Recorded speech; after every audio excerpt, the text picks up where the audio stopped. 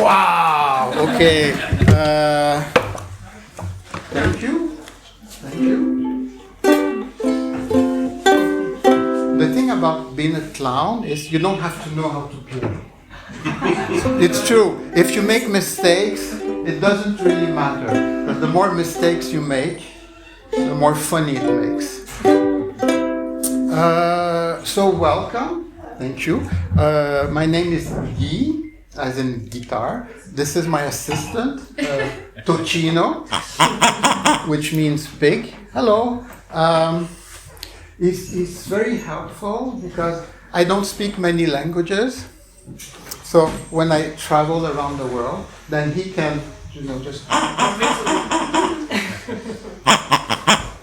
He's a good translator for me. So, and he likes bacon. So his name is Bacon, and he likes bacon.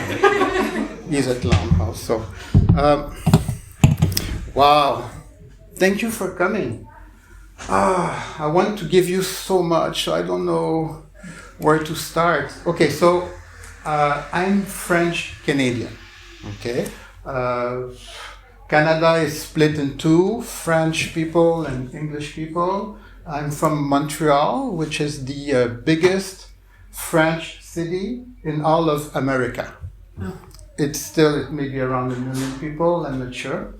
And so for me to speak another language is just normal. I'm 65. No way. No, everybody say, no way. Why?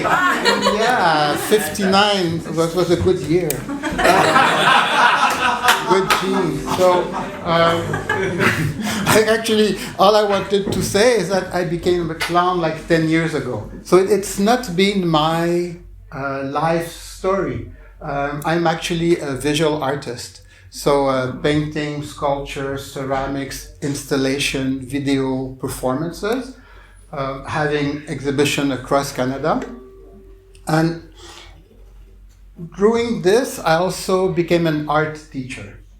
My favorite public, well, it's everyone, but I mean the kids. And teaching kids keeps you young. Or you lose your hair. It's but as you see, I have my hair, so it kept me young. I love teaching from kindergarten, and we also work with special needs group. So that's basically my background. How did I discover this vocation? You're very curious. I like that. It was kind of by accident. As a teacher, I always use humor as a way to interact with people. And at one point, I was working in museums. But when I love working in museums, that was great. But I wasn't teaching my own thing. I was doing the course plan that the museum wanted, which is fine, I was just the employee. So I started to do my own talks, writing about what I felt was more important. And the more I gave talks, the more I used humor. And I saw that with humor, there's a good vulnerability and communication happening. So I decided, how can I become more easy with humor? So I started to do laughter yoga. Who has heard about laughter yoga?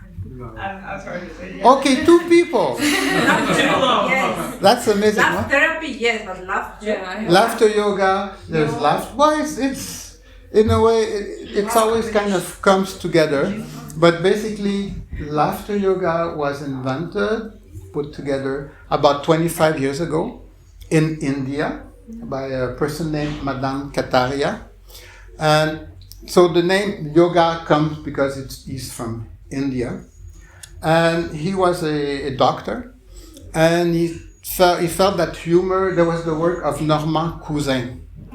Sometime I'm going to speak French, Norman Cousin, and who healed himself in the 60s from doing laughter. It was new at the time, nobody had heard this idea. And so taking his research, Madame Katia started to do laughter yoga in public parks. And he soon found that getting people together to laugh, you don't have to be funny. It's when you really laugh, it's physical as opposed to intellectual. So he did the reverse. So we do playful activities. I might do one with you at one point. I'm just kind of improvising as I'm going along now.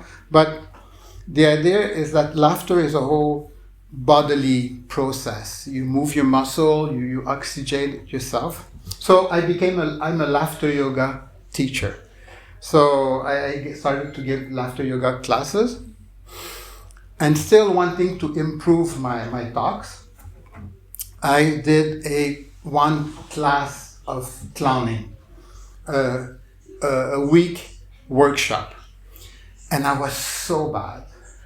And it's true, but I wasn't bad funny. Like I said, when you do, and it's bad, then it's good. No, I was just so insecure, so scared, because clown is about being vulnerable. It's about opening yourself, and I'll show you exactly what happened. During the class, we were supposed to do exercises where we would improvise, and the teacher was from the old European tradition, which is a very strict, and she was looking at us and says, "Don't think of us that we're stupid." She got mad. She yelled at us. You're trying to be funny. Say, "Do you think we're stupid? Stop playing. Just be yourself." I didn't know how to be myself. I'll tell you why later. But I had no idea what it meant to be myself. So, on the last day, on the 6th day of the weekend of the clown workshop,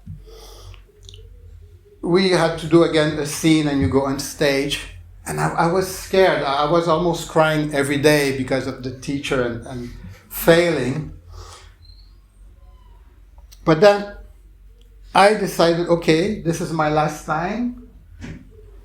I'm going to go on stage, and if I'm going to fail, if I'm going to be bad, I'm going to be the worst bad of the world. I'm going to be proud of being the worst clown of the world. That's fine. So I went on stage, and I was scared. So instead of clowning, I just showed my feeling. I was scared. I was shy. I was running away. I was hiding. And people started to laugh. Because I was just showing my true feelings, that I was scared. I was stumbling over. Instead of hiding it and pretending I'm not, I just started to do that. And then suddenly they laugh, and then they applaud at the end. And it's like, oh, that's what it means. It means about really being open and putting yourself out there. So, ask me a question. How do you feel when people laugh?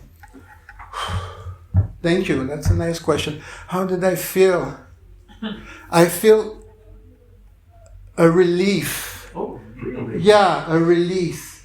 Like I was putting so much pressure on myself to perform and to be good. And actually, what I discovered is that it's not about being good, it's just about being yourself. When it's you can put it into other fields. If you think about working at your job, it can be in Tbilisi, or when there's a cashier, somebody who works at a store, they can be there and just kind of be mad because she's not getting enough money and people are not smiling and stuff like that.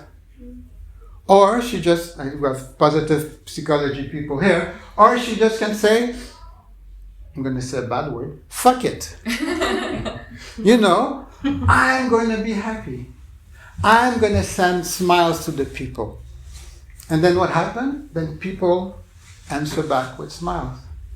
So you do the same job. There's a Buddha expression kind of saying, okay, somebody's very mad and he's doing the dishes and he's tired of his everyday life, and finally one day he leaves to learn enlightenment and to become more meditative, and he does his journey.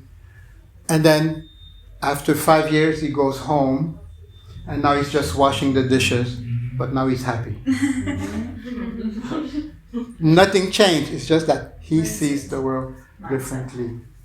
His mindset. Thank you. Feeling. So, my message, why I wrote my book, The Courage to Love.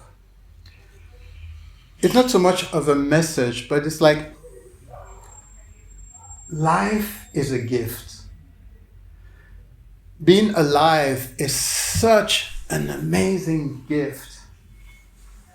And it's not that we don't know it, but it's just we're not taught the past tense of teaching.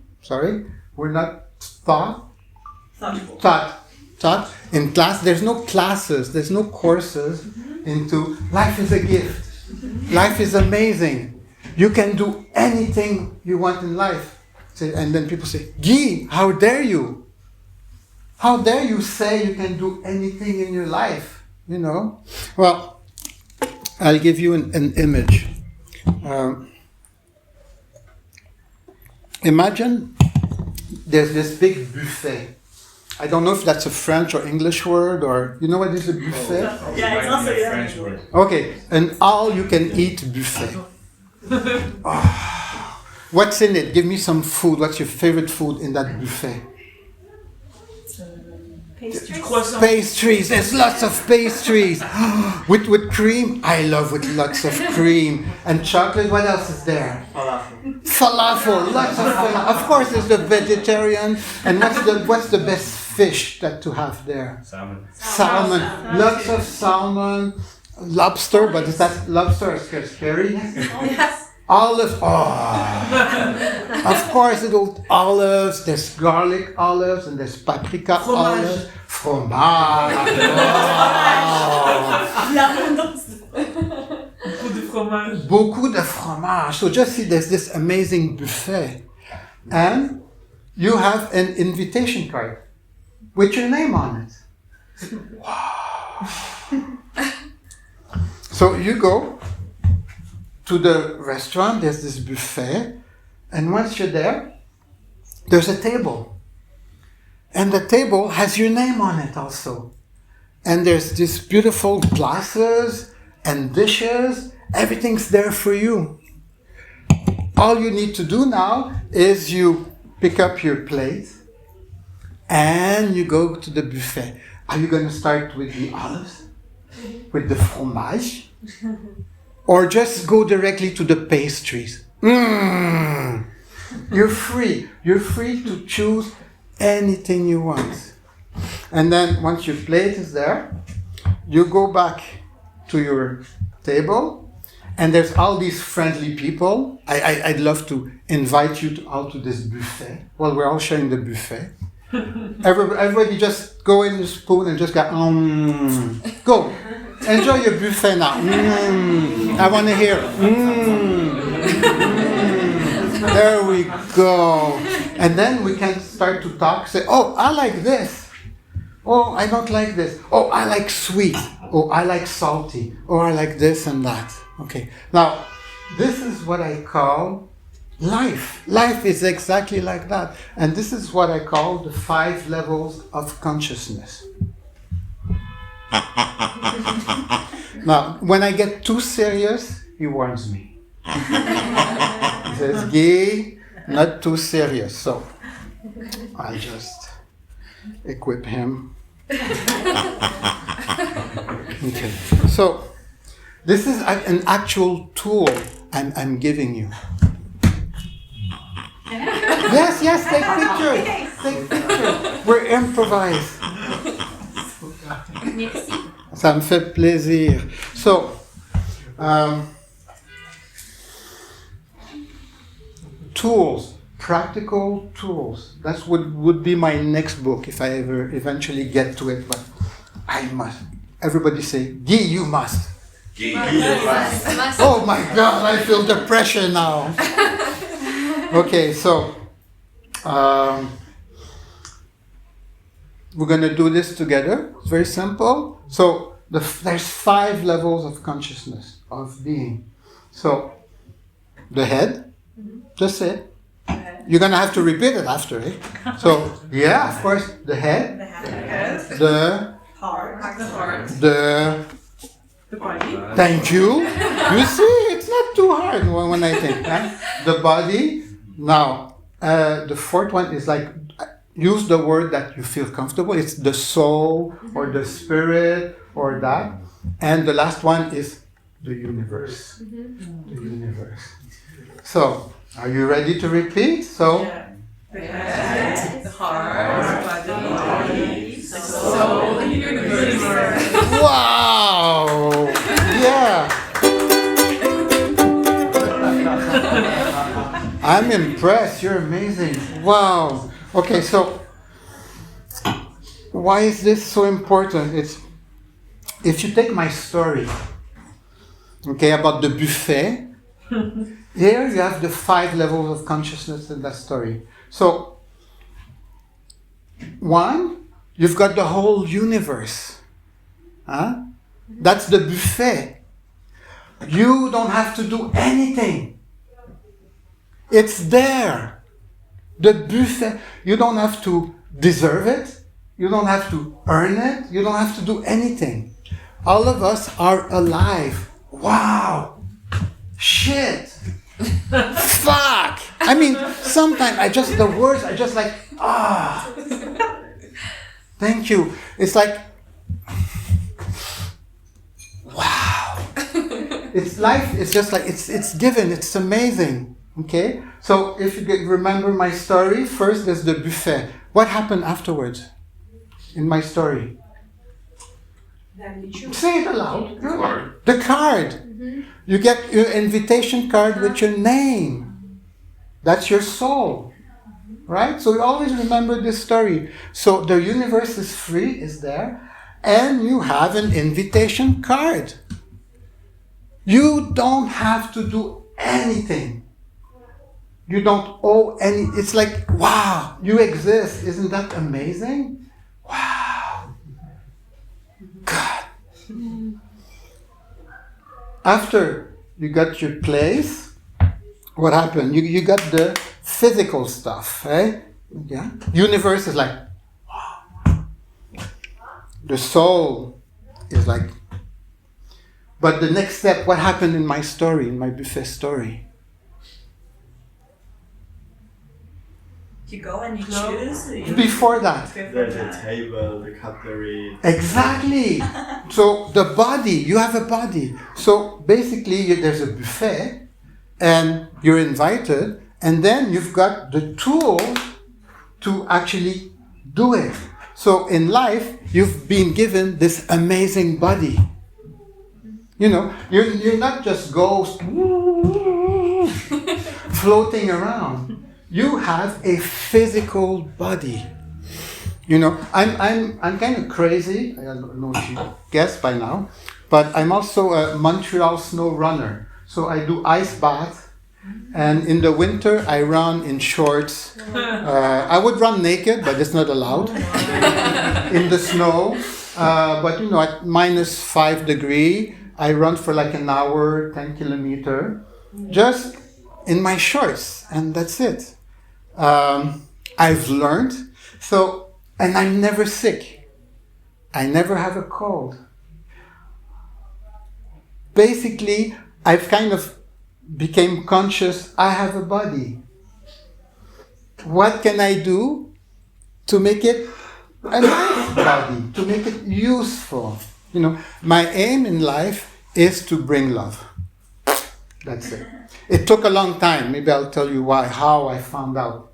I will tell you later. But the only reason I live now is to give love.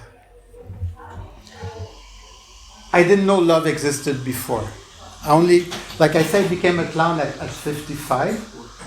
And I'll get to the story, but I didn't know love existed at all until, I mean, you're all young here. Yes, I am 65.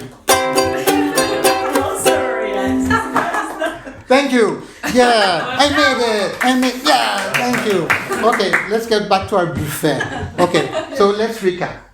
First, there was the... Universe. Yeah, say the two words. First, there was the... Universe. Which is the... Buffet. Then, I got... Which is... The soul. Then, I got the dishes, which is the... Body. Okay. Now you can say, what was the next step? You said it. I've said it, like to choose. Choose. Right. What do you choose with? Brain. Not with my shirt. I'm not Napoleon. Come on, guys. What do you choose with? The heart. Universe, soul, body, heart. You choose. You have the freedom. I won't say these words yet because you're going to get, okay, it's get confusing. I know. Sorry. So, you get to choose. And the last step from our buffet story, what was it? Sit at the table Yeah, and then what happened? and you enjoy your food. Yeah, and then With people. With yeah, others, happy. and then what you did with the people? Discuss what you like and what you don't like. Perfect. That's the mind. So basically, with your mind, you make up a story. I like this. I like that. This is me. I am Guy, who likes sweets, who likes sugar, who likes spicy. So so these are the 5 levels of consciousness. Now, I'm gonna get to why. Maybe I'll come back to this. Why it's important? Because I am improvising here. I didn't want to plan because all of you lovely people, and you have to take a photo at one point, huh, of all these lovely people. It's true. I wanted to be of service to you. Meaning that, okay, so let's say like that to her name is Diana. Diana! We love you. Okay, we do. You just don't know it yet. Okay, so I know, sorry. I've been taking improvisation classes, which I will be going tomorrow night, as Ish is there, and you're all invited. If you don't know, Ish will tell you about its improvisation called the Canadian or Swiss people come after. When I sign the books and stuff, we can discuss it. But yeah, so the mind, the heart, the body, the soul, and the universe. Now, as I say, life is a gift. The universe is there. You don't have to do anything about it. Isn't that crazy? It's just there. You don't have to deserve it. But how much do we feel insecure that, nobody's going to love me, or I shouldn't do this, or I shouldn't do that. Now, the 5 levels of...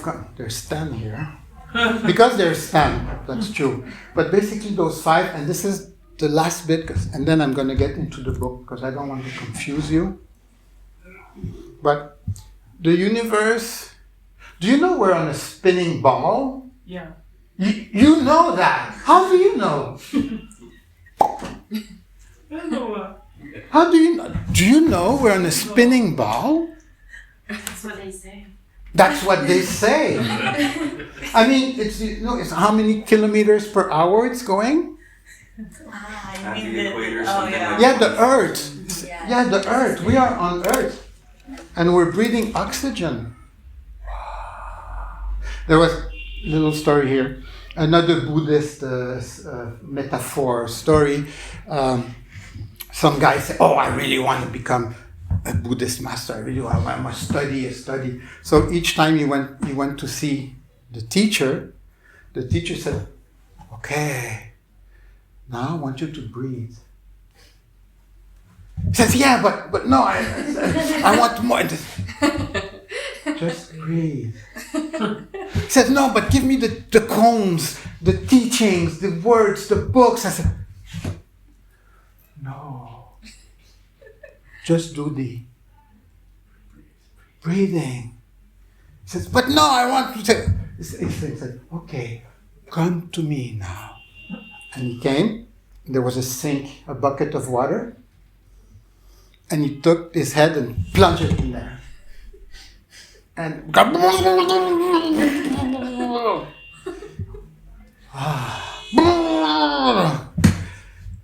so you see, breathing is very important, yeah? So we forget we're in the middle of space floating somewhere. So the universe is about faith, not religious faith. You know, you're sitting on a chair, you're not going through the floor. You know? So we do use our faith every day, but we don't value it. But when I say that the universe is a gift, you say, not you, but people say, "How dare you say it's a gift? There's so much misery and problems and shit." Caca. Cloaca. How many words can I say that word? I won't do more. But, yeah, but still, the universe is a gift. It's there. You know, you can go at sleep at night and it's there. In the morning, you're going to wake. But we take it so much for granted. So, becoming conscious living, the first step is to say, "Wow, the universe, isn't it amazing? You're there. What's your name?" Annette. Annette is there. Everybody say, "Hello, Annette." Hello. Wave to Annette. Hi everyone. Say, "I love you, Annette." I love you, Annette. Say it. I love you. There we go. Say, "I love you, Katia." I love you all. There we go. Just imagine living with that energy every day. Doesn't cost anything. It's a given. So number 5, the universe, it's a given. It's there. But we don't teach that. We don't know that. Life is a gift. It's an amazing gift. So you just need faith. The soul is about trust. That's one of the hardest one we have. Any message that comes into your head is real. Trust. I feel good. I feel bad. I feel tired. I don't want to go. I want to be this. I like this. Why do we always argue with ourselves? No, you can't. You're not allowed. You're shut. No.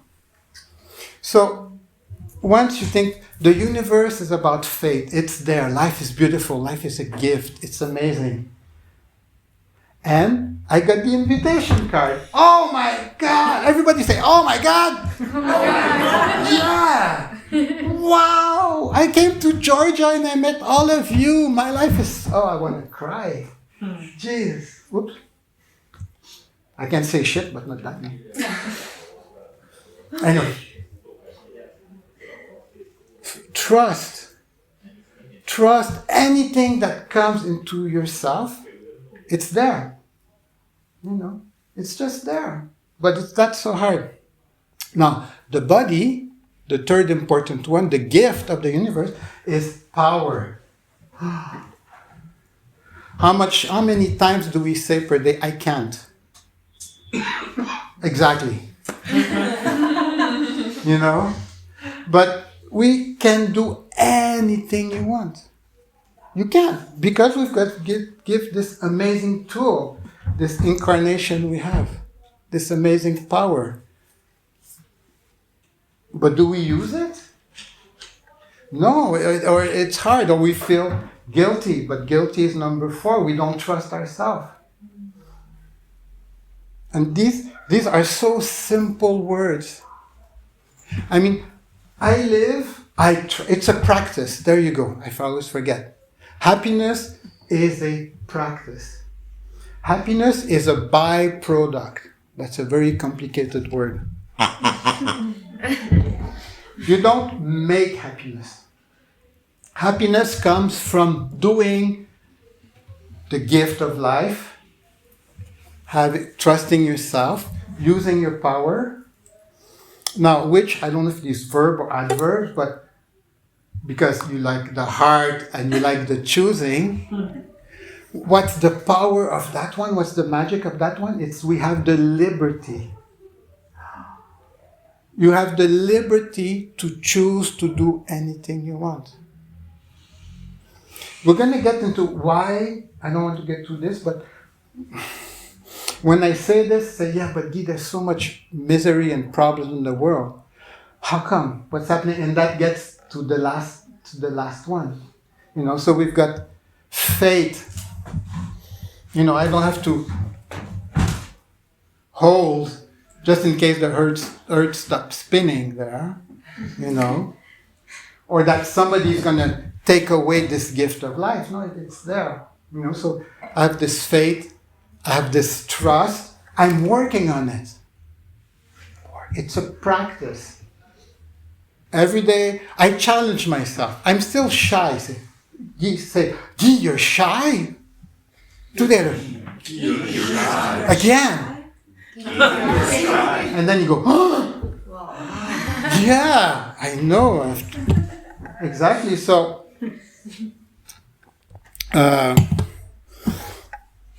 concrete example. The other day, I arrived here Wednesday, and yesterday, raining, you know that, and I went to Fabrica. Okay, it was the nice first time I go. Of course, I was alone, and I said, I'm shy. You go there alone. What am I going to do? I don't really drink much, stuff like that. So I kind of said, but yeah, I don't want to go home, but I can't do that. Oh. So I went back to my apartment, and then I look at myself. I say, no, enough of this. I will go back, I will go to the bar, I will order a beer, and I will sit there. I say, but Guy, how dare you? It's like, that's so much not you. You're scared, you're so shy. And I say, it's because I'm shy that I will do it. It's because I'm uncomfortable that I will do it. Not because I want to. It's because I don't want to. I say, okay, Guy, you don't want to? Then you're going to do it. Oh my God. And I did. So I'm learning. So it's a practice. It's not to say that it's easy, but at least I know what to practice. I practice listening to myself. I'm practicing trust. So liberty of choosing, and the mind is the gift of consciousness. We are here, not to say that animals, I don't know if the stone knows that it's here. It's in the universe. It's a stone, it's red, it has a personality of itself. It has a power because it's holding, I don't know how much liberty it has. Well, in a way, if we go to the scale of the a million year, it has a lot of liberty because it's going to vanish, fall to pieces, But does it have a mind? Is it conscious? So we have this amazing gift of being alive, and we know it, but do we use it? Do we practice it? So, too serious. So, the book, Courage to Love. I'm really sorry. Before you start, Yeah. I just want to say I'm so sorry that I need to leave to pick my kids up from the. How dare you pick your kids up? How dare you? I just really wanted to come and meet you, and we'll see each other later. Yeah. Hospitals. It's in the hospitals, because I'll be going to the hospitals in Tbilisi. Very sorry. Thank you. Don't be sorry. Yeah, let's give her a nice hand of applause. There you go. What is the book? What is the book about? From Abuse to Happiness, a healing memoir. Okay, so today I speak about love and I speak about happiness, but this is not what I grew up with.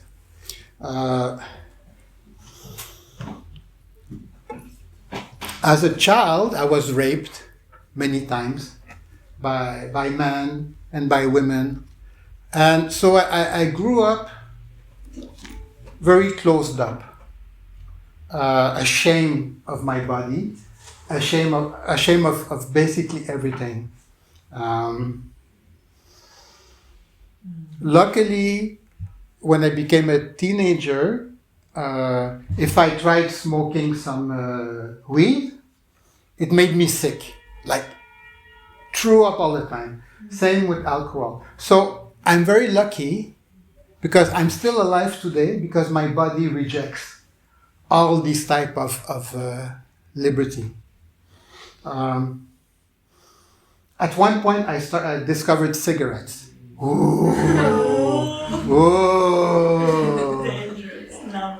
Yeah, and actually in Georgia, it's funny because now I'm with a lot of smokers, and in the rest, I don't know, at least in Canada, the laws have been getting so strict.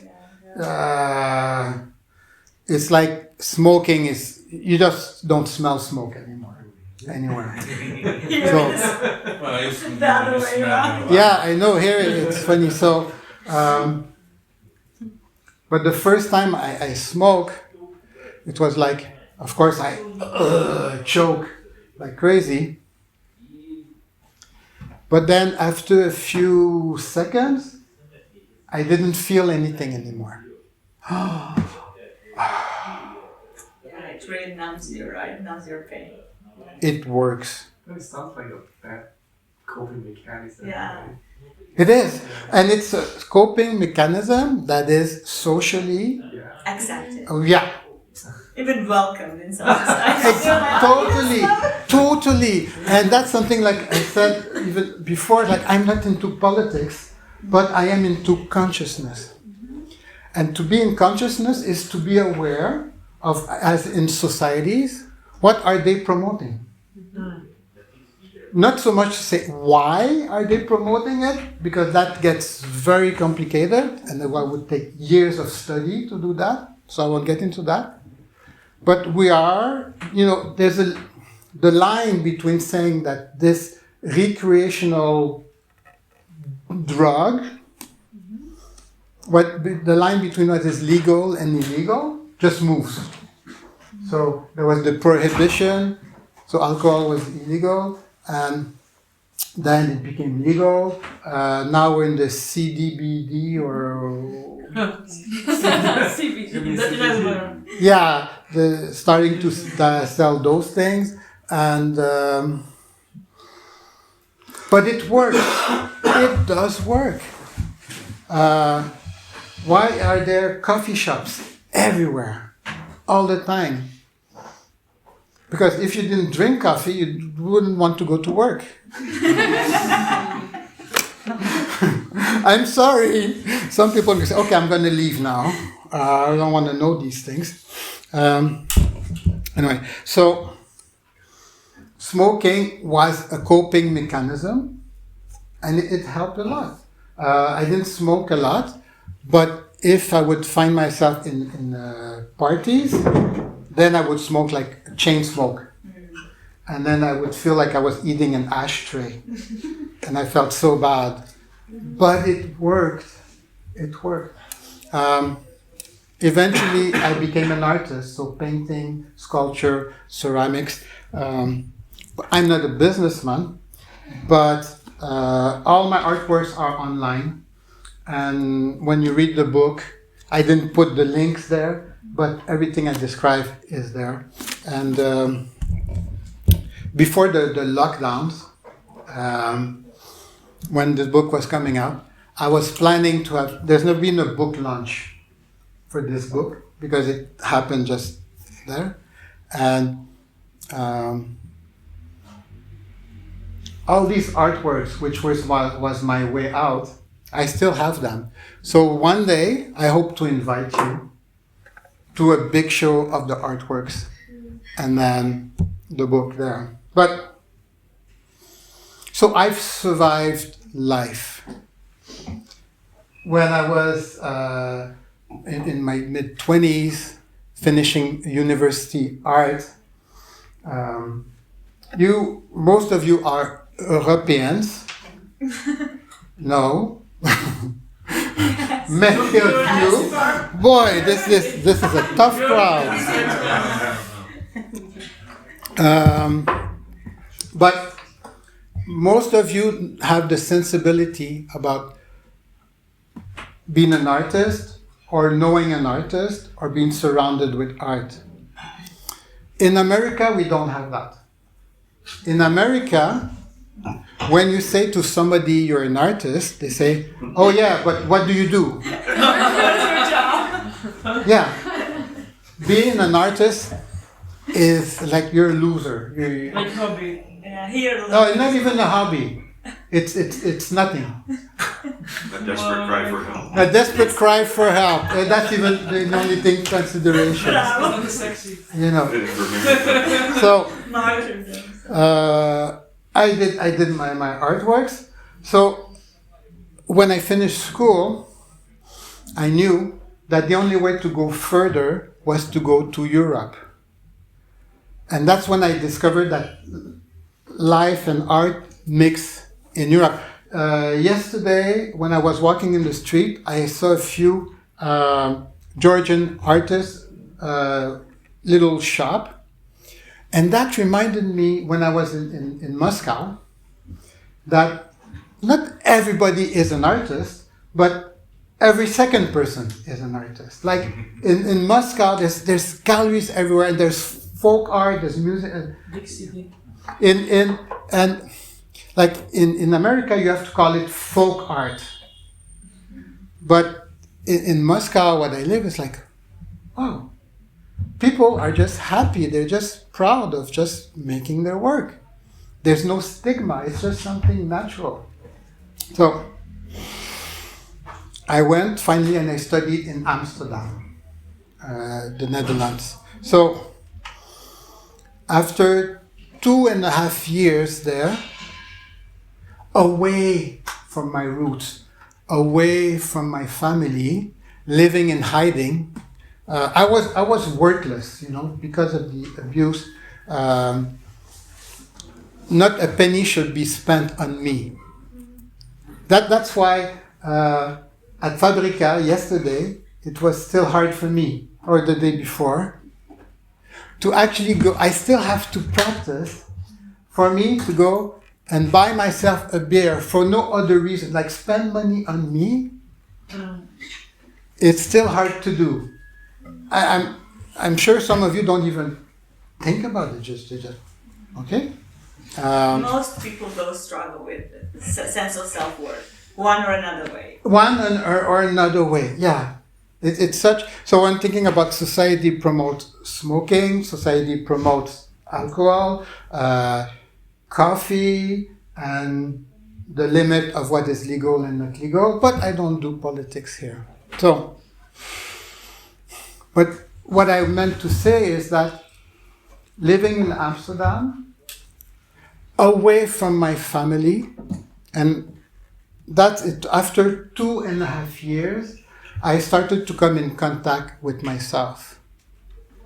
And that's when I discovered I had to leave my family, my environment, to be able to get in touch with myself.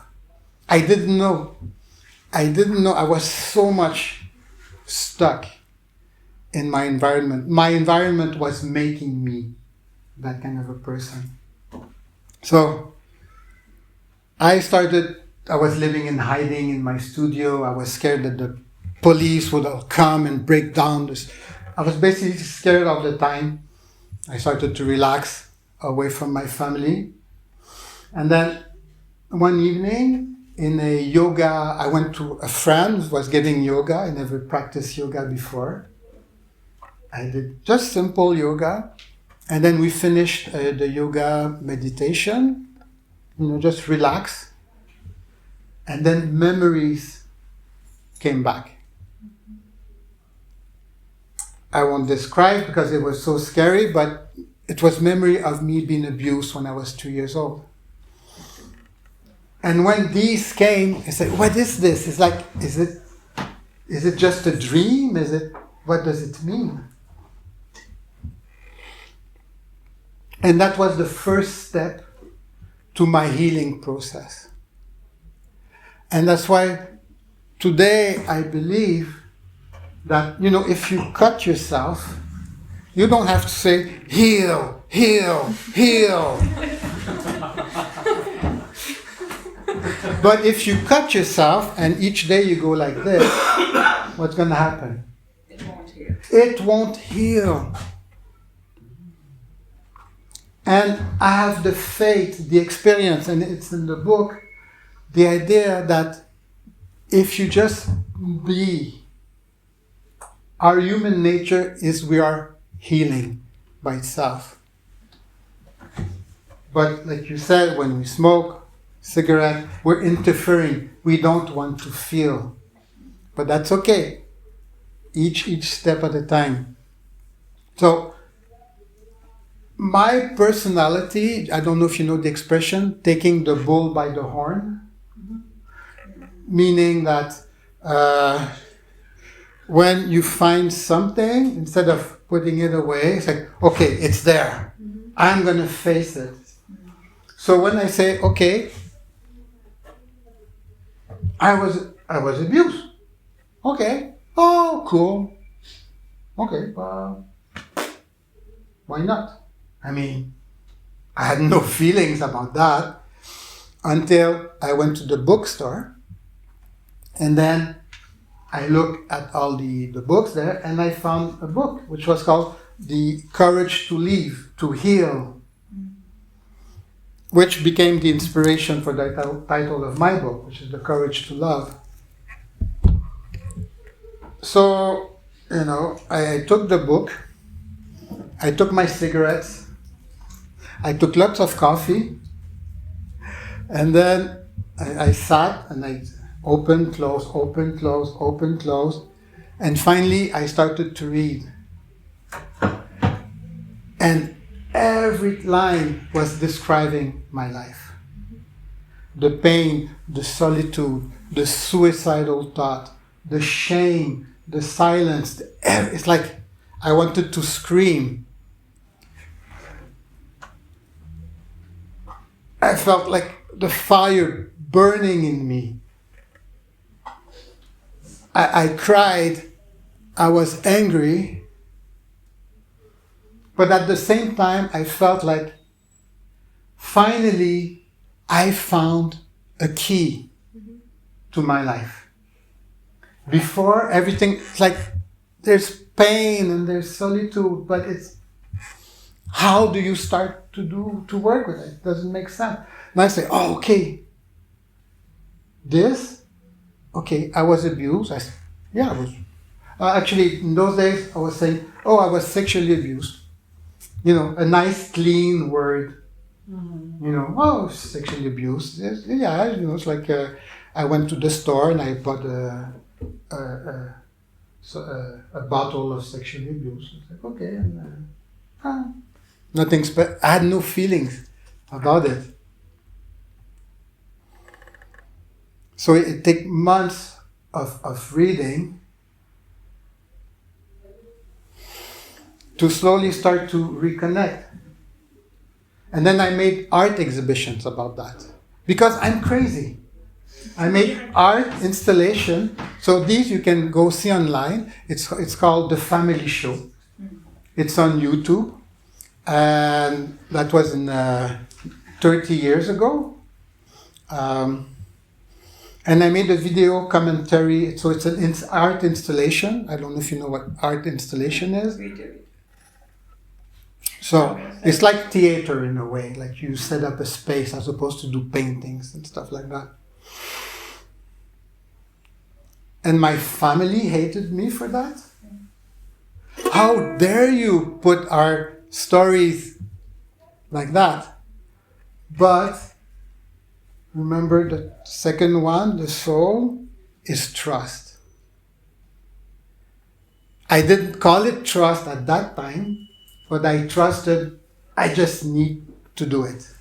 So I made this exhibition because I just needed, and I got the shit from my family for that, but that's okay. Anyway, so I did these shows.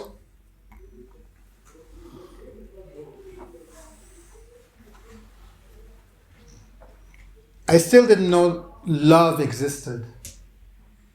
I was working at the Museum of Fine Arts, teaching art. Working with kids was amazing, all the ages and stuff, with special needs.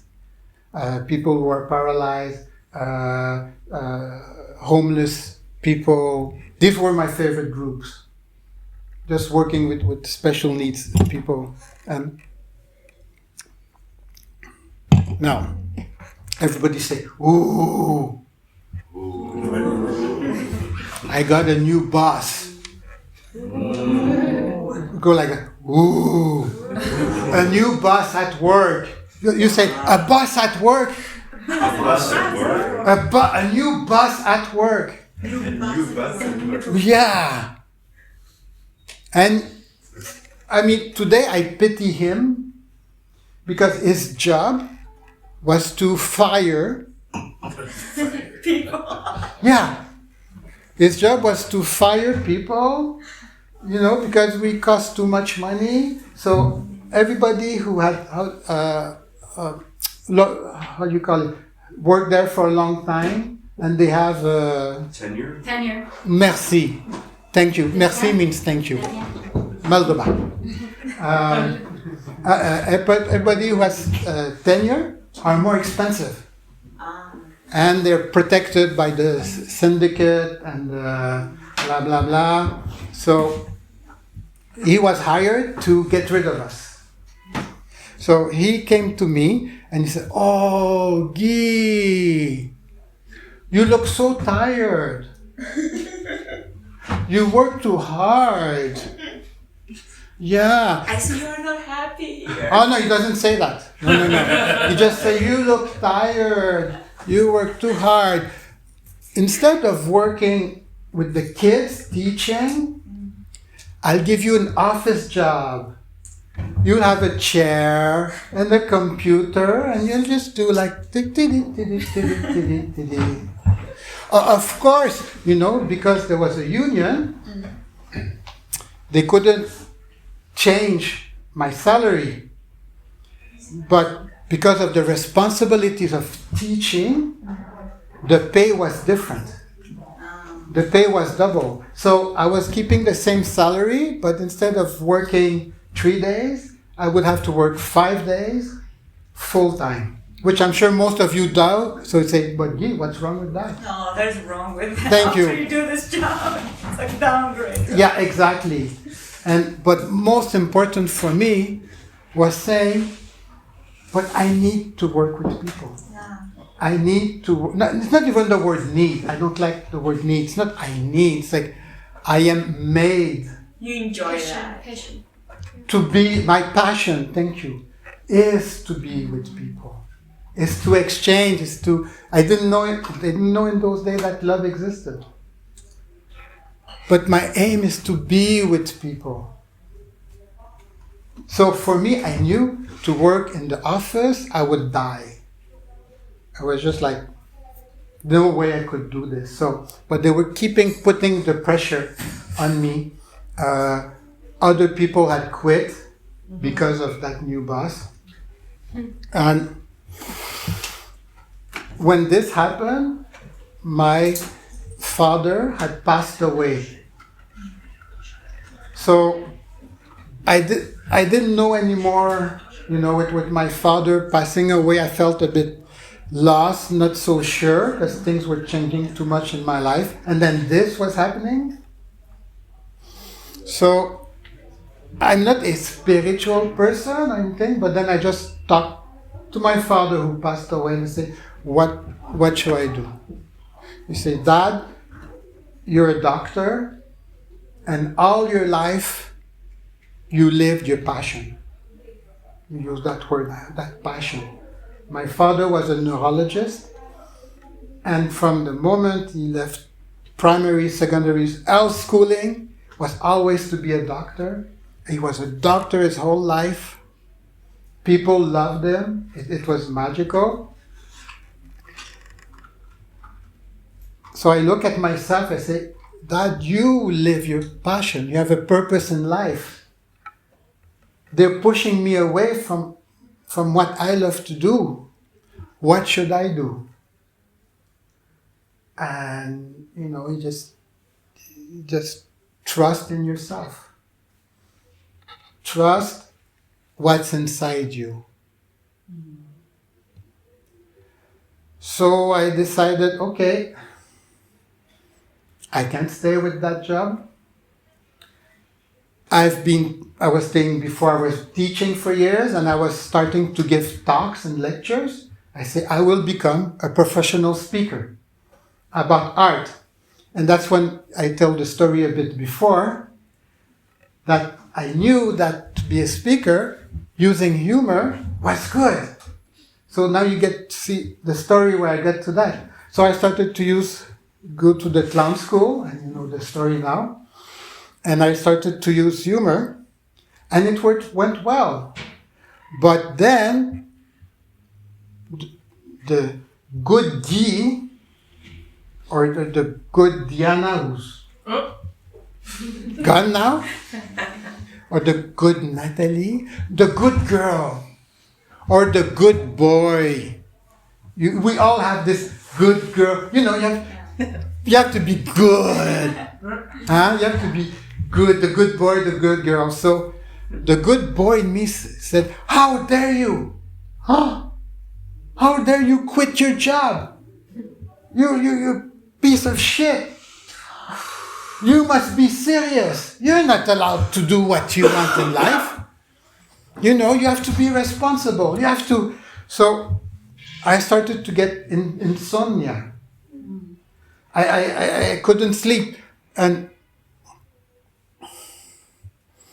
I went to see the doctor, and he wanted to give me not smoking, not alcohol, but little pills to calm me down. And I said, no, I don't do that. I don't want to go down that route. And that's when I discovered laughter yoga. I was so desperate, not being able to sleep. And I said, I've always had this thing behind my head. People get together to laugh. That's crazy. That's insane. How dare I go do something like that? But I was at the end of my rope. I said, okay, now this is it. So I went to one class of laughter yoga. And laughter yoga is basically you play. You have to come tomorrow night. Oh, giving a plug for Ish there. You play, you jump, you imagine you have a ball, you roll, you become a child again. Why should a child only be a child, be allowed to have fun? We're all allowed to be fun, but we forgot how to have fun. So, after half an hour, I was in sweat, and I felt so good, and I came out of the class, and I said, I want to become a laughter yoga teacher. That's it. I found my thing. So, I got laughter yoga class, and I got my degree. And then I got this other crazy idea.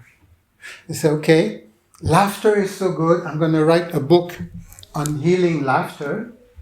And I'm going to find the best people who use laughter.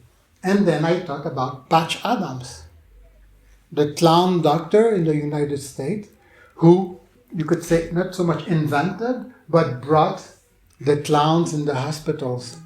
There was a movie of him with the actor Robin Williams. Robin Williams sadly died, but Patch is still alive.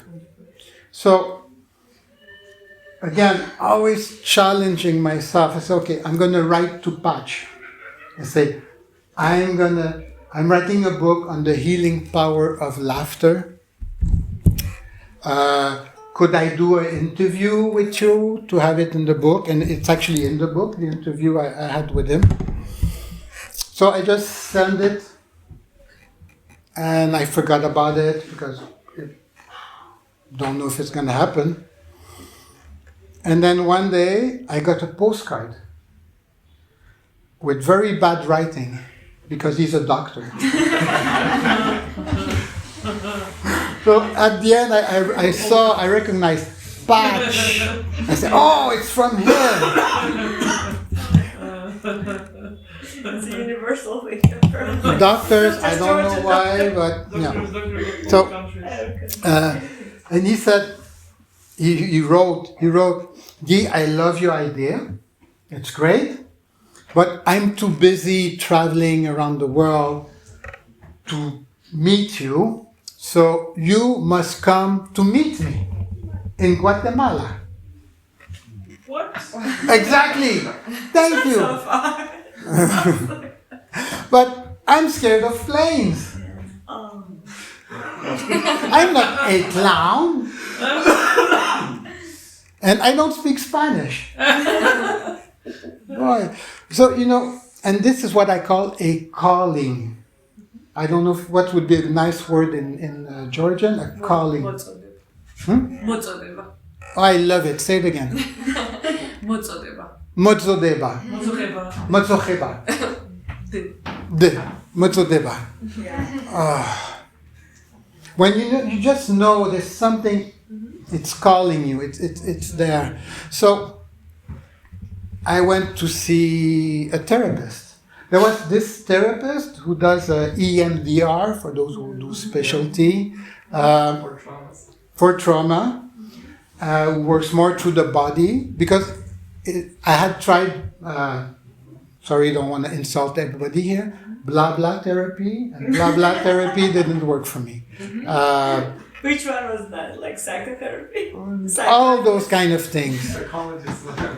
So, EMDR, although it's like very practical. Exactly, it's very body-based. practical, it's body-based. So it worked.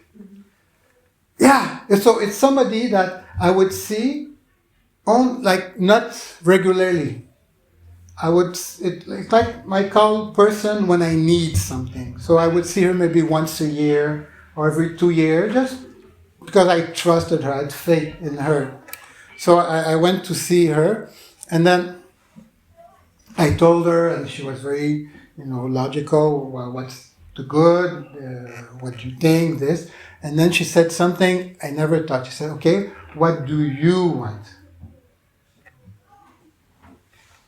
Nobody asked me that before. What do I want? I'm allowed to want something? Not a reason, not an excuse.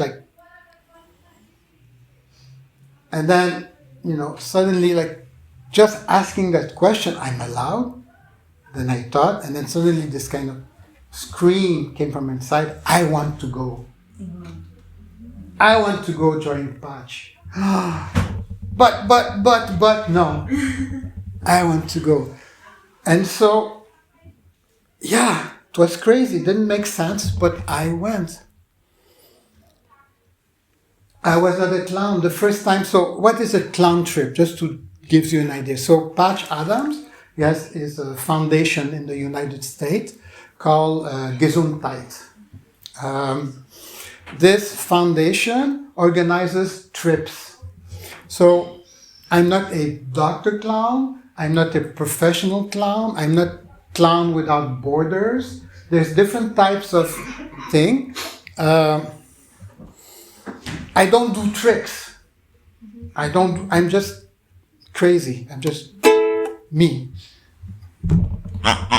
And Tocino. Or Rory? Rory. Cochuna. Cochina. Or Sweeter one. so I went and I was scared during all the time. And the first meeting before how does it work? So we're about 20 people. We meet. We're all from around the world. Some of them are professional clowns, and half of them are just people like me who are daring to do that. And for a week or 2 weeks, we go into hospitals and orphanages, and we basically get into a bus, and there we go, back and forth. So the first time we had to go out, we get into a circle, and Patch is like a very loving father. He says, "Okay, how do you feel?" And I'm not used to speaking out, but I said, "Well, I'm scared." And he says, "Oh, Guy, why are you scared?" I said, "Well, because the unknown for me always meant danger." And he says, "Oh, that's funny. For me, the unknown, it's exciting. Because it means I'm going to meet new people, I'm going to learn new things." So I was kind of not shocked, but it's like, okay, one emotion can have totally two different attitudes. I was scared and he was excited for that. So I trust that there's a reason I was there. So I went on the trip, I went on the bus. We got to the first orphanage, and then everybody got out, but I stayed in the bus. I was who am I? Who am I to do this, So I heard the people playing and screaming and the balloons popping and stuff like that. So I took a deep breath and then I just kind of, okay. Put my clown nose on. And then I just went out of the bus. And just there was a kid in wheelchair with a mental handicap. And he just went kind of waving his hands and just kind of. So I came, and then as soon as our eyes locked,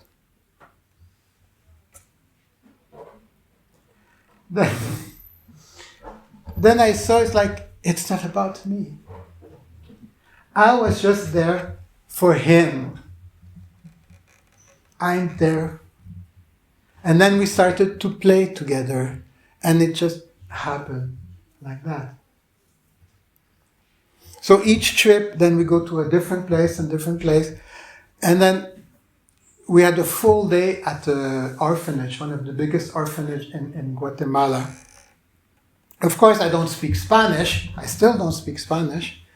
And there were like 200 kids, because it's a school, and they're screaming and they're going crazy.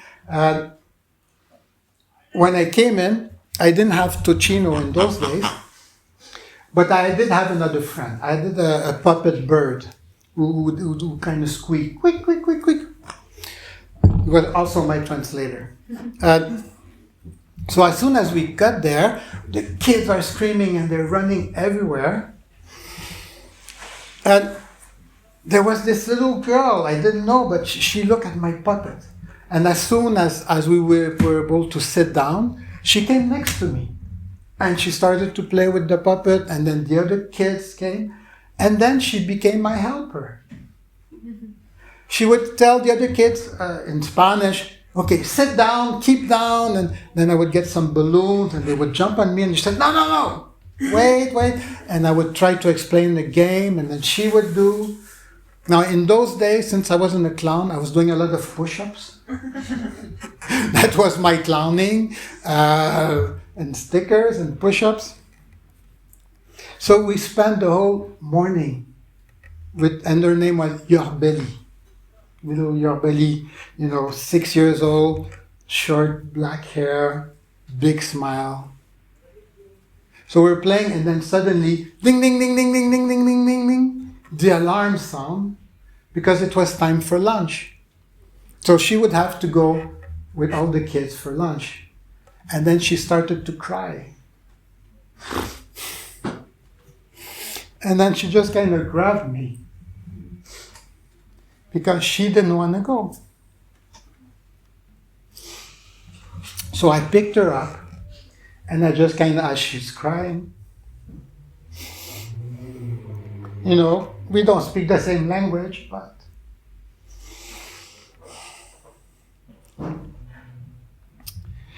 so finally one of the assistants come, and she explained to the little girl, we're just breaking for lunch, and we'll be back. So she stops crying, and I gently set her down. Bye, your belly. And she walks away. She turns back. We wave back. Bye. Again. Bye. Until she gets inside. And then as soon as she's out of sight, it's like I felt my whole heart sank. I felt like 1,000 tons of weight. Like I couldn't breathe anymore. And then I thought, this little girl, this is her life. I mean, when I leave, she's here. That's it. Her life stops here. I can go back to Canada, and then find friends, stuff. But for her, this is it. And I felt like there was a big void, a big hole opening. And I was falling in the void. Like I was just suffocating and falling in the void there. I felt, all despair.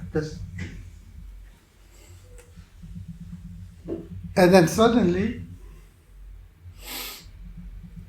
as I was in the darkness and falling, a new thought came into my mind. I thought, okay, maybe I can't change your life, but while I'm here, I'm going to give you everything that I can give you. And when that thought came, it felt suddenly like my heart broke open. And then there was like a light. And then I was kind of pulled up from the void, and it closed. And then I felt, I'm going to give her everything I have. That's why I'm here. And so after lunch, we got back together and we played, and I played with more of her friend, and it was just wonderful day. And then more hugs, and then group hugs, and said goodbye, then took the bus back to our hotel. I didn't know what had happened to me. I mean, I'm not a spiritual person who thinks this thing about lights and heart opening. That's weird. So I spoke to one of my fellow clown, who was a policeman from Seattle. And he's a clown.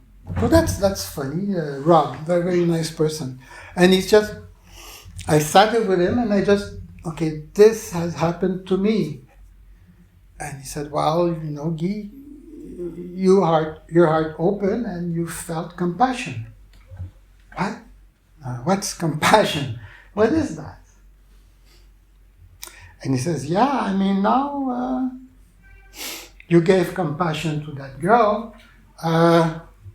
Now give it to yourself. What? I mean, I don't even know what that means. I don't know the word means. I don't even know what it means giving compassion to myself.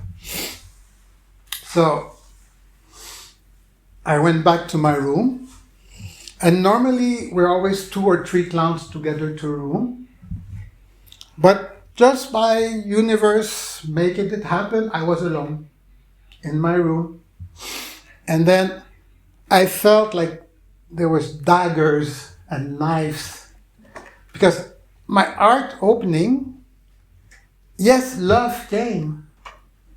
But at the same time, all the hurt came out. It's like, it's not you decide, oh, I'm just going to let love out. And no, once it's open, what comes out comes out.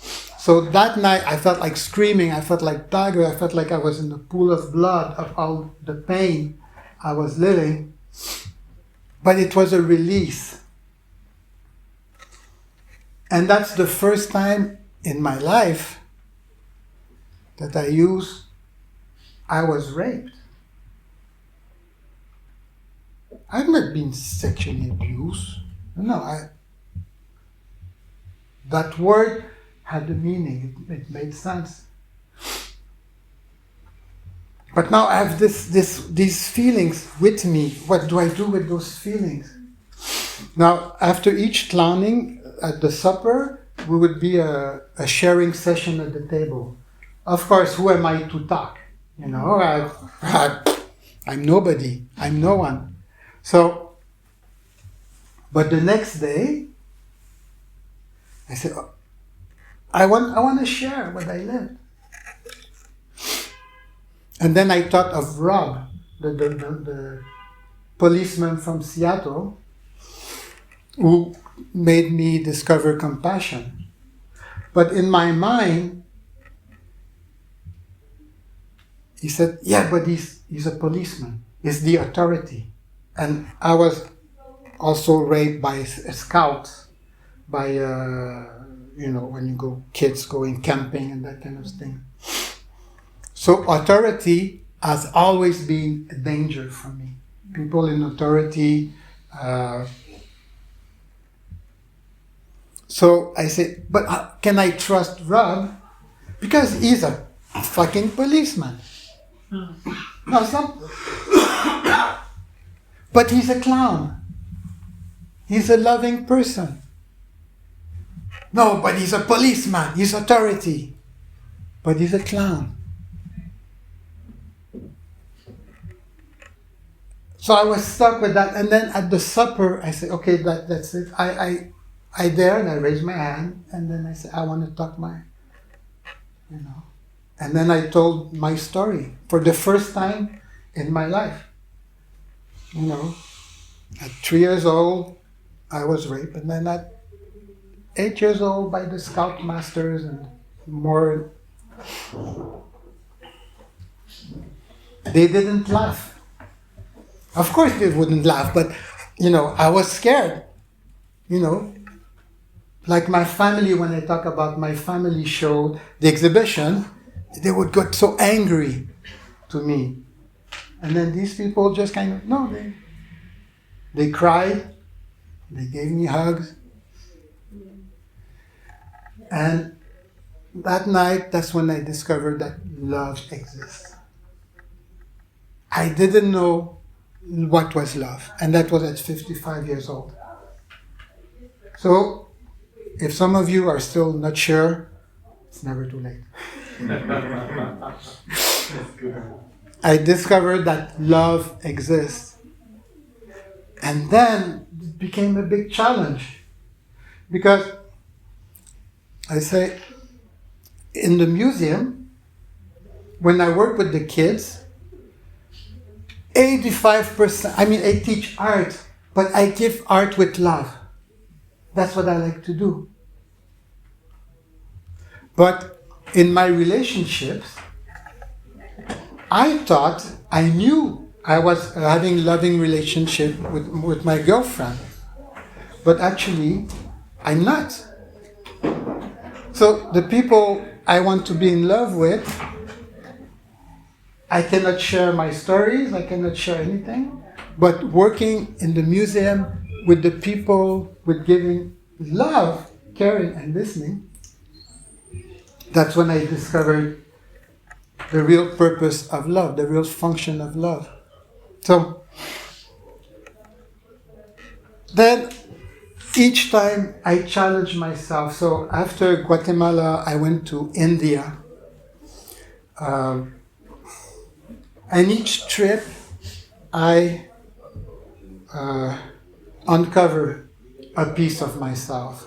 These trips are voluntary. I have to pay for everything. I'm not complaining, but I'm just saying it's not a job. So I have to pay for the plane tickets, and it's like a Club Med. I don't know what the Club Med is, but I have to give a big chunk of money for the patch charity for everything. So when I choose a trip, it's because money cannot buy love. Money cannot buy the experience of what I'm living here. So each time I go, so there was this trip in India. I went to India, and then Guatemala again, and then Peru. And each time, and in Peru, I was so scared. Not because of, in a way, the trip, but in Peru, it was like 150 clowns. And most of them are from Lima, and we're not in Lima, we're in a small city. And for them, it's their spring break. And for them, it's half price, no plane ticket, I mean, it's just there. So I still don't speak Spanish, and I'm surrounded by Spanish people who are there to have a good time. So I never felt so lonely there. And I got really scared when I thought if this had been my first long trip, I would have never discovered love. I would have never opened my heart. So there's a lesson in there. So it's not because you fell once, whatever, with your doctor, with your yoga teacher, with your this or that. If it's not the right time or the right place, it doesn't mean give up. It just means redo it again somewhere else. So I was lucky in Peru. I talked with one of the assistants with Patch, and he says, what you've discovered in Guatemala, that your heart opened, this is yours.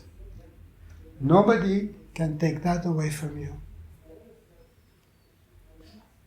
Maybe the other clowns don't understand that. Maybe they haven't reached that level of being vulnerable. They're just here to have fun. Accept that. That's where they are. But they cannot take anything from you. What you have will always be there. So then I started to relax. Okay, it's not that, well, it's not them, it's not me by me, it was me. It was me saying, I'm still not worthy, I'm still not sure I'm going to lose this. I said, no, it's yours. They cannot share your secret, your openness, but yours, it's there forever. Then I returned to Guatemala, and then in 2016, I went to Russia. So I went to Moscow and St. Petersburg. And then I take the bull by the horn again. I know. But I mean, I said, okay, now I've learned, not that I've learned enough, but now it's time I write the book. I've discovered love, so I won't make my book about laughter anymore. It's going to be about my story to inspire people So I wrote the book, not to just talk about me, but I say, okay, I read those books. I followed this type of approach. I did, so it's like a roadmap where people can find ideas of what they can do in their own life. So it's not about me, it's about writing it so that people can read it, and then they can find in ideas. Oh, maybe I'll try this. Maybe I'll try it that way, this idea. So that was the intention. So I said, okay, you won't go on a clown trip until you finish your book. Everybody said, oh! No, Yeah. that's self-punishment. That's it is. It's the big stick and the carrot. The carrot is to go on a trip. The big stick is work. Make your book. You won't go onto a trip until you've done your book. Oh, pain. But it took that. It took this. Finally, the book was finished. Oh, I'm gonna go to Morocco, Africa. Yes, everybody say, wow, again. Wow. More. Wow. I mean, think of it. I was suffering for 3 years. 3 years. Yeah. Wait for it. 2019. Does that ring? Obviously. Whoa. What happened in 2019? Don't say it.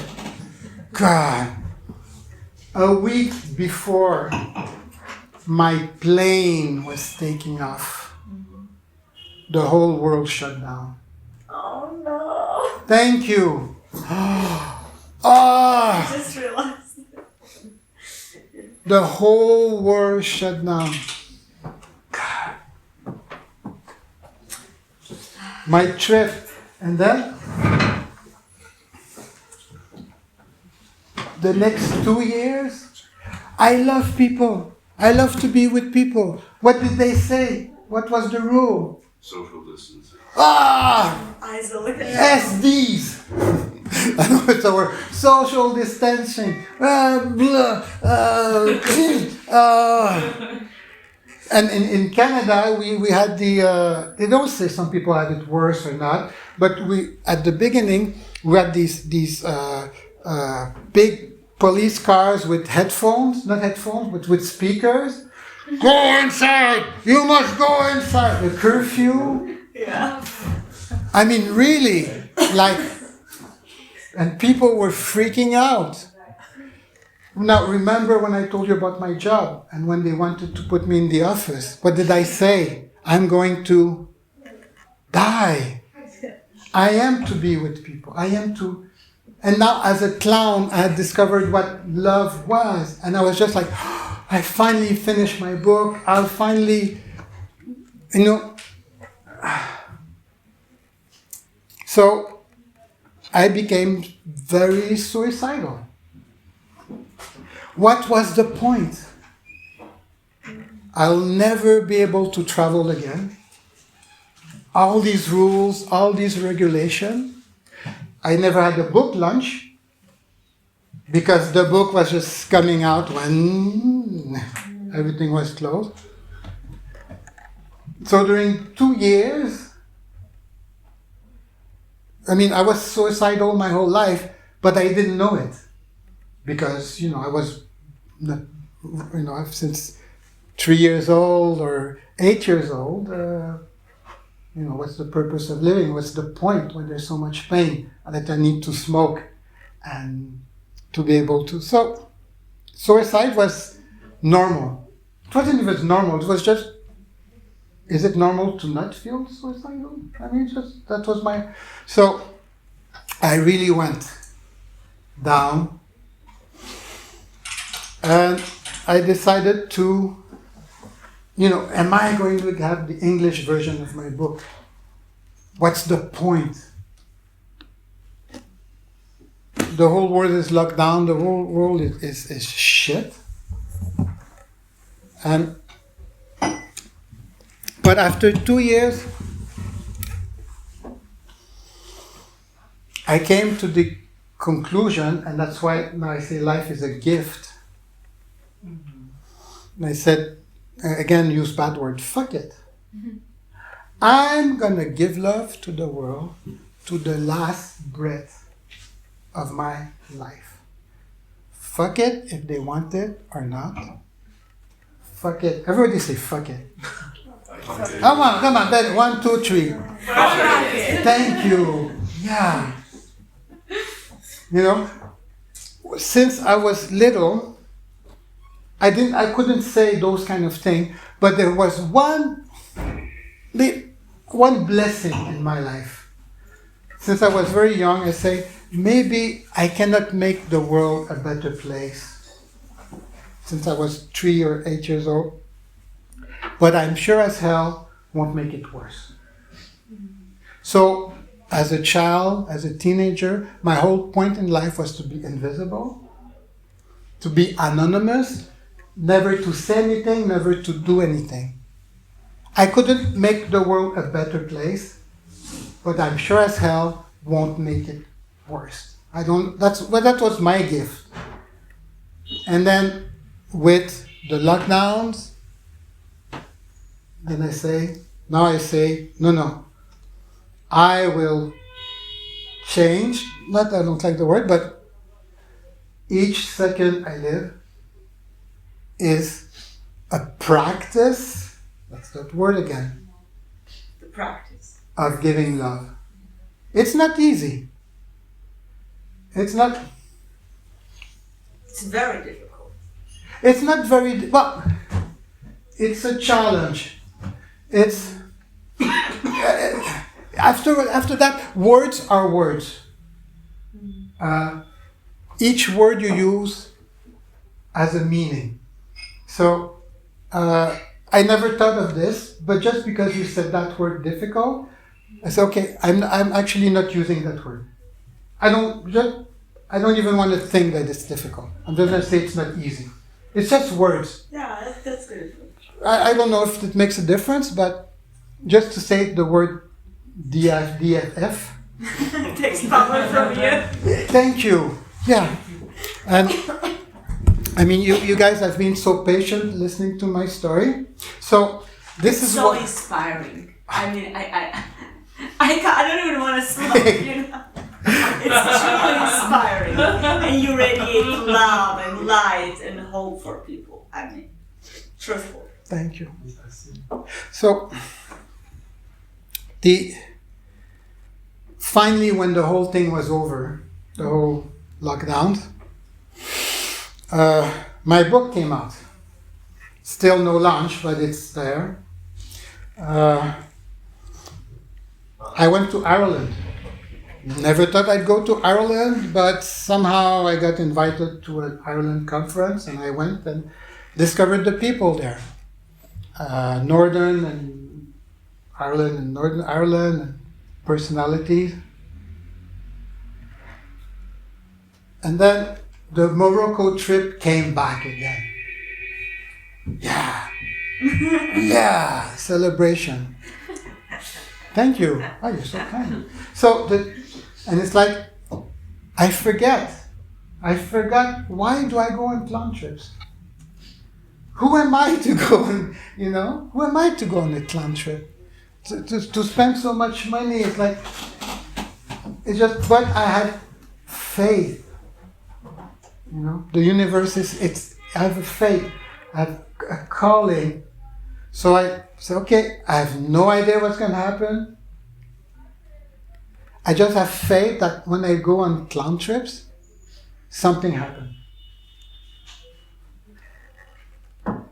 And I went to Morocco, and it's like I was scared, but then in the first minute I saw my clown friends, like, I remember now, love, happiness, crazy, yes. It just suddenly opened again. And now I'm here. So when some people were asking, why Georgia? I have no idea why Georgia. I love the flag, it's nice. It was just, okay. Lots of pluses. Lots of plus. Thank you. I love that. Lots of pluses to Georgia. So it's like I'm still, it's a practice. So I'm still not the pluses, but oh mon Dieu, I'm still insecure and scared. Like I'm not a clown. But in Morocco, I started to dare to clown in the street alone. At least, So to go by myself alone, maybe I'll never do this. Or maybe it's just a question of finding my self-trust to do it. I don't know. So now it's like, okay, so we cannot do, I'm not in the patch organization, but I don't think we're allowed in Russia these days. So here it's okay. It's kind of the surrogate, So, but I love it. It's like amazing. The things I'm discovering here. There's so many things I could share to you about what do I feel is a good what is Georgia. But there's something maybe you don't even see anymore. But for me, it's the dogs. The dogs with the tags. It's like people here. I was speaking with somebody. Said, "Oh yeah, the dogs." I said, "No. You don't realize I've never seen that anywhere else in the world." And it's not only that I've never seen them, but what the dogs and the tags represent to me is that it's like the buildings also, I'm going to cry again, is that there is so much love in Georgia that in other places they would just kill the dogs or just, So it's like all these old buildings, they're all falling apart. Not all. But in other places, they would destroy them. So for me, I don't know, I may be wrong. But part of me, the soul of Georgia is that we take care. Maybe we don't have the means. Maybe we're scared. I don't do politics like I've told you, but over centuries of oppression and invasion. So it's like, okay, maybe it's like it's an overprotective people. But it's not overprotective because they don't like you. It's just because you have to be tough to survive through these centuries. But when you see the dogs, as soon as I was at the airport and I didn't know the story at all. I said, "Oh, who's bringing their dog to the airport?" And there was like 5 of them. I said, "Oh, to whom they do? To whom do they belong?" It's like,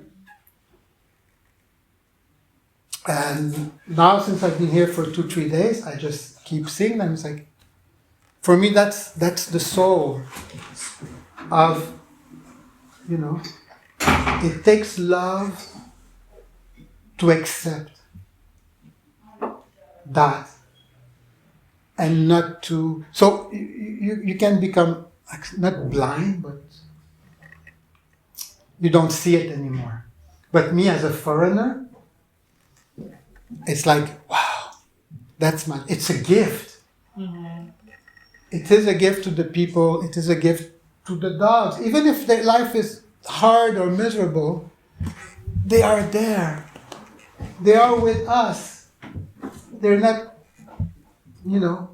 Anyway, so I just love this. So that's why I'm in Georgia. I didn't plan to be here, but I love it. And each day I keep discovering more. So, last practical thing, and then if you want, we can have official questions, or informal question, but those who need to leave will leave, of course. If you've been so wonderful and patient, thank you for that. But I mean, practical. So what does this mean? Is that life is a gift. It is. It's a gift.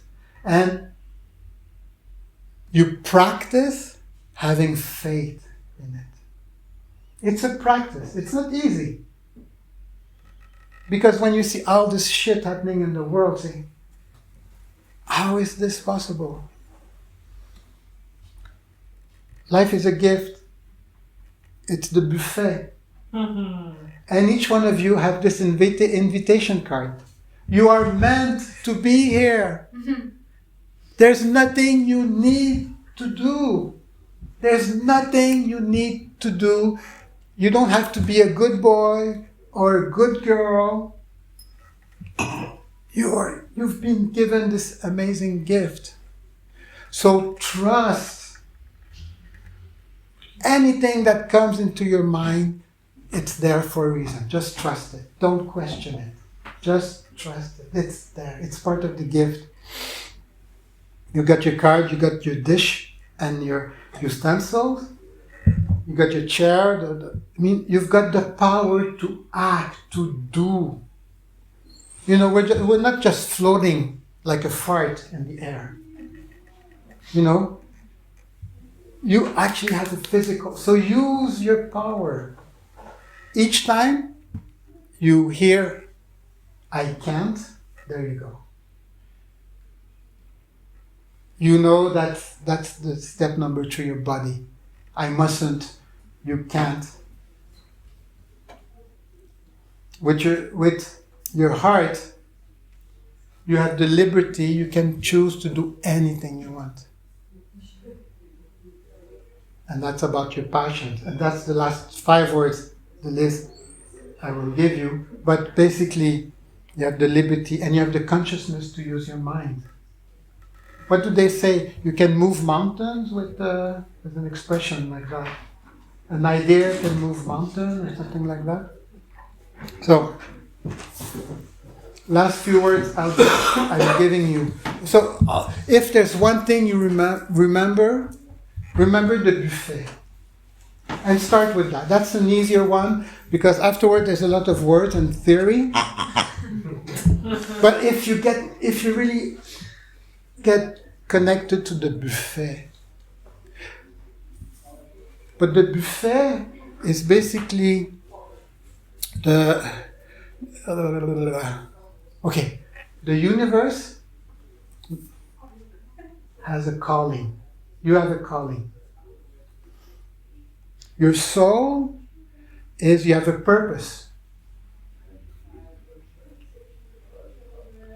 Your body, you have talents. Some can sing, some can paint, some can dance, some can add numbers, some can write well, some can take garbage out beautifully and be happy.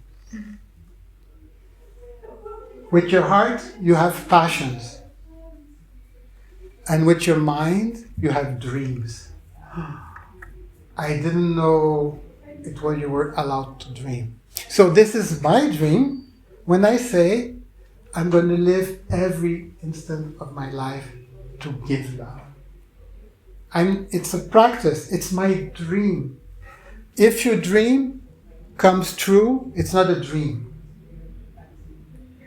If your dream is to go on vacation to Italy, well, you're in Italy now. No. A dream is something that cannot be achieved. That's why we call it a dream. If not, it's a project. A project can be inspiring, but imagine a dream. What did Martin Luther King say? Say it louder. Be proud. No, I like it. Say it louder. I have a dream. No? Louder. No, I'm shy too. I have a dream. Everybody, did he say, I have a plan? He said, I have a dream. So, Universe is a gift. You have a calling. Each one of you has unique talents. Each one of you has a purpose. You're there for a reason. That's why you is there. You have passions and you have dreams. Everyday life, what does that mean? First step with your mind, you listen. So much theory here, but this is what I practice. So what do you practice? Like, verbs. Verbs are very important. So, listening. Why is there so much problem in the world? It's easy. Because they don't listen. Why do they make these laws? Why do they make these? Why, just very carefully, is if a person of authority, anyone, makes these rules, is he listening to the consequences of the rules? No. The only problems in life we have, all the pain, all the wars, all the this and that, is because you're not listening. It's that simple. If I do something to you and you say to me, I don't like it, if I listen, I stop.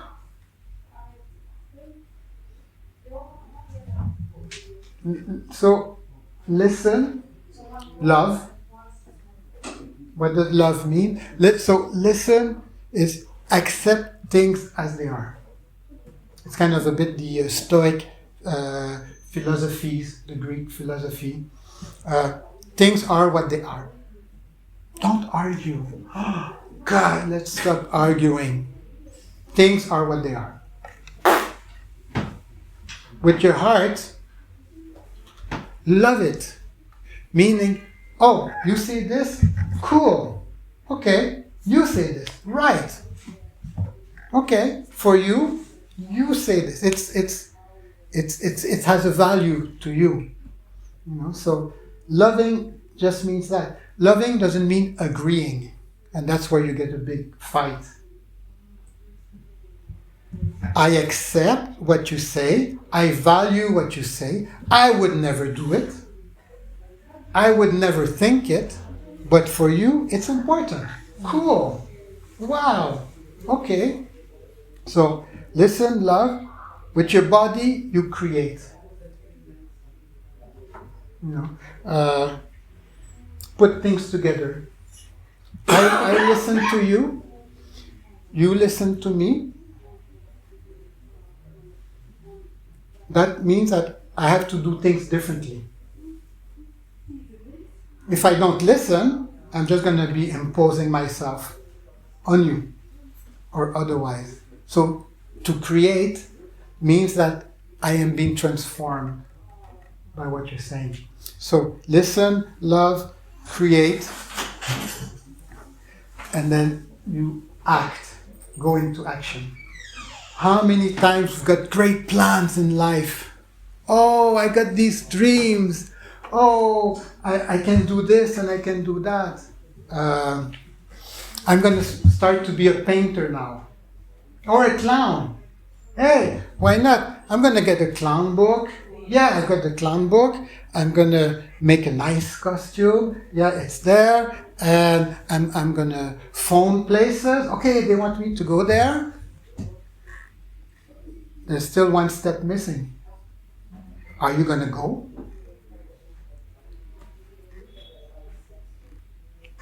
The universe is a gift. You have a card with your name on it. Are you going to go to the buffet or not? Move into action. That's something else. And so listen, love, create, act, and transform. Become something else. Boy, that's too much. He's just sleeping. So, bonjour. Bonjour, bonjour. So so much information. So the book is there if you'd like it. It has my whole story of each step I did. Of course, I didn't tell you all of it because it's a book. It would be that long. But you get a good idea of and it's written like a novel. And where you can just look at it. It's not a theoretical book like that. I have my website, of course. You can stay in contact. So, thank you. Thank You're you. beautiful.